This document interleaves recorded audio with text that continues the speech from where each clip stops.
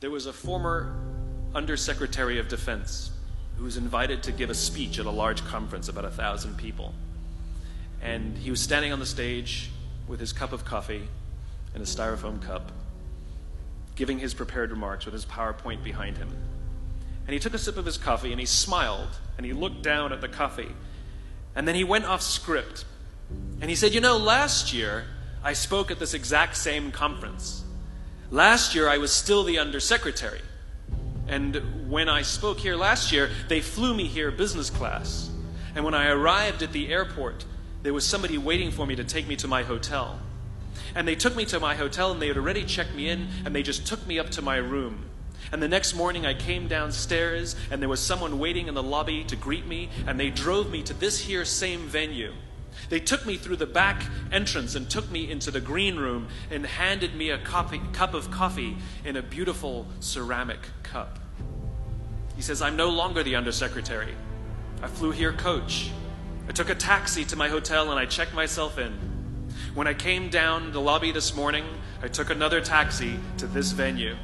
I came in the front door and found my way backstage, and when I asked someone, do you have any coffee? He pointed to the coffee machine in the corner, and I poured myself a cup of coffee into this here styrofoam cup. He says the lesson is, the ceramic cup was never meant for me. It was meant for the position I held. I deserve a styrofoam cup. Remember this. As you gain fame, as you gain fortune, as you gain position and seniority, people will treat you better. They will hold doors open for you. They will get you a cup of tea and coffee without you even asking. They will call you sir and ma'am, and they will give you stuff. None of that stuff is meant for you. That stuff is meant for the position you hold. It is meant for the level that you have achieved of leader or success or whatever you want to call it. But you will always deserve a styrofoam cup. Remember that. Remember that lesson of humility and gratitude. You can accept all the free stuff. You can accept all the perks. Absolutely, you can enjoy them. But just be grateful for them and know that they're not for you. I remember getting off the Acela.